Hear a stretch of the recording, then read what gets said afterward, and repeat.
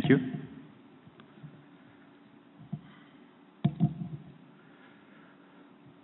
I'll be talking today about the relationship between video gaming and brain function and the large ABCD sample.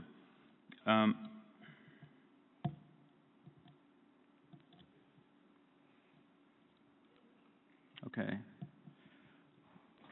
So in the field of video gaming, we've all come a long, long way since we used to play Snake on our mobile phones to the current days where we can play high-quality games on HD screens, all 3D rendered, pretty nice.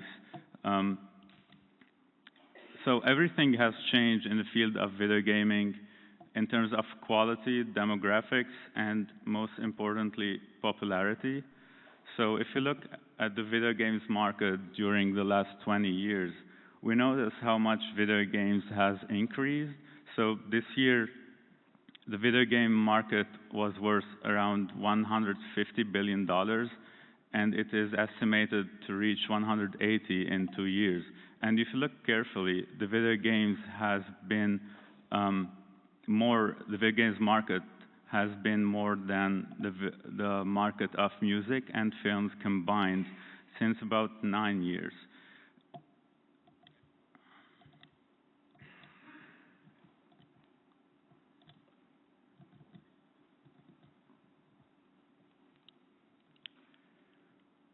Sorry about that.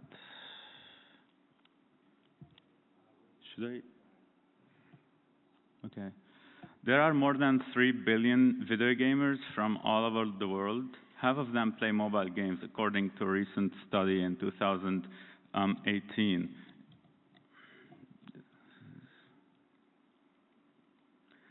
In the US populations, 58% defined themselves as gamers in 2013, and in 2018, this number increased to 66%.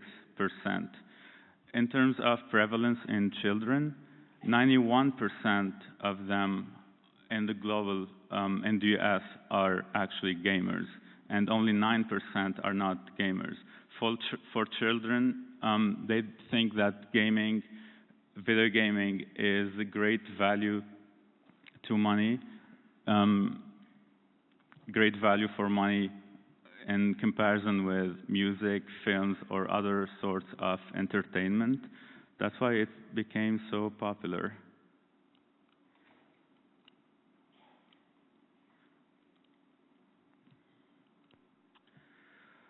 As these numbers grew in prominence, researchers started studying their effects on behavior and cognition during childhood and adolescence, where the brain is experiencing important development. The most common finding linked gaming to aggressive behavior. There are many papers who linked gaming to aggressive behavior, and a fewer amount of papers linking gaming with depression and anxiety. Some research has countered or criticized these claims because of the way video gaming was isolated and the small sample sizes. But researchers have been mostly divided with respect to the question of whether there is effects on the cognitive skills. And that's what we're trying to do in this study.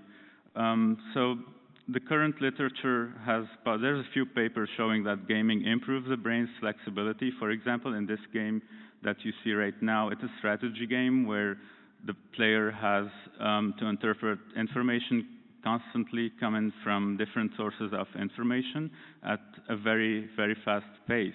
And this improves the brain's flexibility. The gaming also enhances the brain's perception, like in FPS games or shooter games, where the player has to interpret visual information at the same time. And also, gaming enhances creativity, problem solving, and logic. So playing Angry Birds is not only throwing feathered animals on scared pigs. The player has to think about the best ways to challenge and to destroy their constructions. Right. So the neurobiological associations underlying video game playing are still unclear until the moment.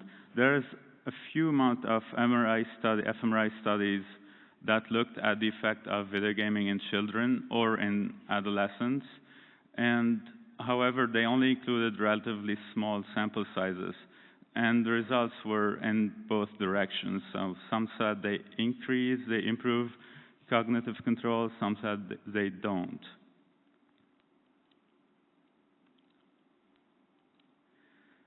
Here we're assessing video game effects on the brain during two fMRI tasks. The first is task-based fMRI. The first is response inhibition, and the second is working memory. In the large data set of the ABCD project, which is a long-term study of brain development in the United States.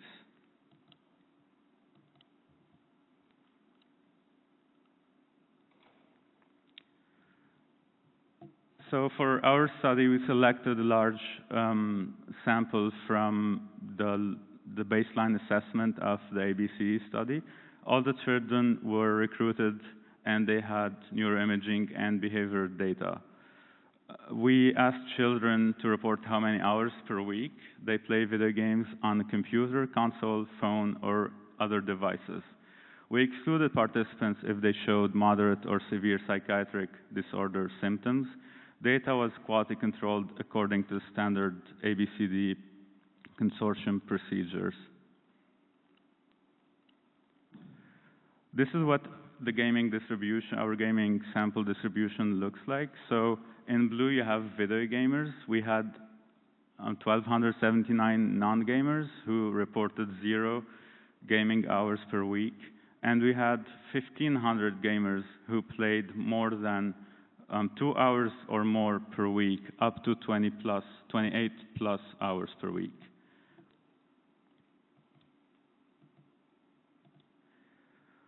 We've also decided, we're curious to know if we split these gamers by mild use and heavy use, if we can see any more interesting effects or differences. And that's what we did. So we took the median of our gaming distribution, which was also equivalent to 3 hours or more per week. So we defined a group of mild gamers who played from 14 to 21 hours, and our group of heavy gamers, 800 heavy gamers, who played up to 28 plus hours per week.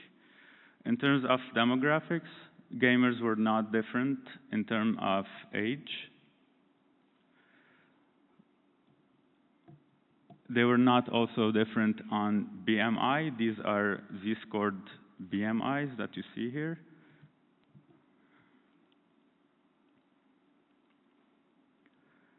IQ was also not significant between non-gamers and gamers. And finally, sex was, as expected, way different between gamers and non-gamers. So males, as you all know, play more video games than females. And we're addressing this confound later in the results. So we performed the emotional end-back task, which is a task that has 2 rounds, each containing 8 blocks.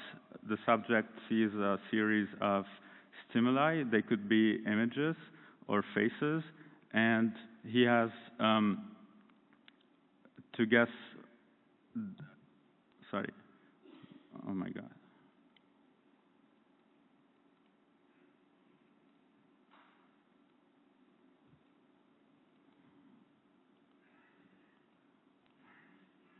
I guess I can't do that. Sorry? Okay.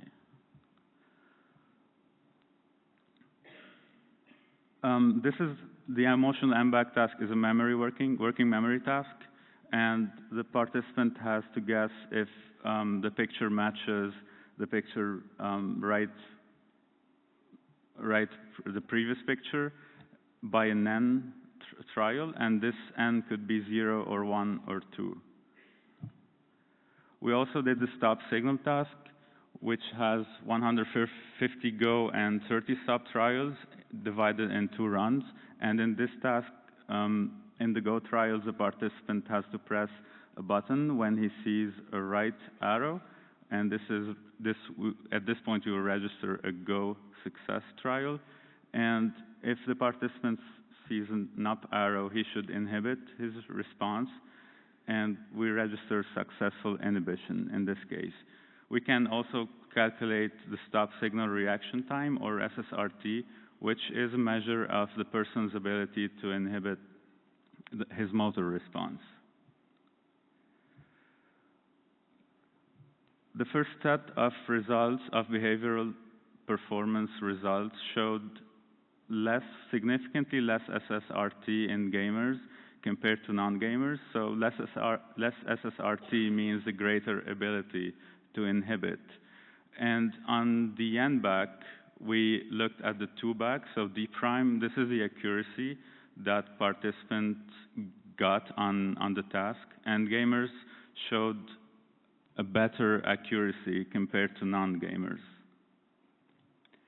When we divided the gaming group by mild and heavy gamers, we saw the same effect, but this time it has a linear aspect. So mild gamers showed less SSRT than non-gamers, and heavy gamers showed even more decreased SSRT compared to non-gamers. And the same thing applies to D prime, to the T-back, where heavy gamers showed way more increased accuracy compared to non-gamers and mild gamers. Then we moved to the whole brain neuroimaging analysis. So we performed vertex-wise between group permutations with 10,000 permutations using FSL's PALM on the correct stop condition of the stop signal and the 2-back condition of the N-back. Age, sex, IQ, and scanner ID were included as nuisance covariate, and family ID included as a nested covariate. For the N-back, we observed greater bold signal in gamers and the bilateral precuneus. And we can see that this effect has increased when we looked at heavy gamers compared to non-gamers, in comparison to all gamers in the first row versus non-gamers. And in terms of a negative correlation, negative difference, so in the other direction, we saw less bold signal in gamers in the bilateral calcarine sulcus, which is the primary visual cortex. We also saw more important effects when we looked at non-gamers versus heavy gamers. All these results are cluster corrected. For the stop task, the correct stop, we saw greater bold signal in gamers and bilateral precuneus as well. And it's always the same pattern, so the effect is bigger in heavy gamers compared to non-gamers.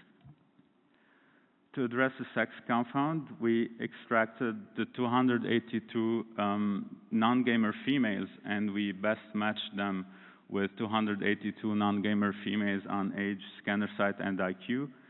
And we also did the same for gamer males versus 401 gamer females, best match on video gaming, age, scanner site, and IQ. And the results showed nothing, no significant clusters in the SST or in the NBAC. We also looked at mild versus heavy gamers, so 700 mild gamers versus 800 heavy gamers, and we also didn't see any significant clusters. In conclusion, video gaming doesn't seem to negatively influence the cognitive abilities involving response inhibition and working memory. Gamers, they showed less neural activity in the visual cortex, and this has been widely reported in the literature. The more original finding is finding more activity in the precuneus, which is an area involved in episodic memory and attention during response inhibition working memory tasks. However, they also performed better on the task, which is really interesting. The future data releases of this study will allow, of this longitudinal ABC study, will allow us to assess how gaming is related to neurocognitive development or the subsequent behavioral issues. In the end, I would like to thank all my awesome supervisors and colleagues who contributed to this work. Thanks for your attention.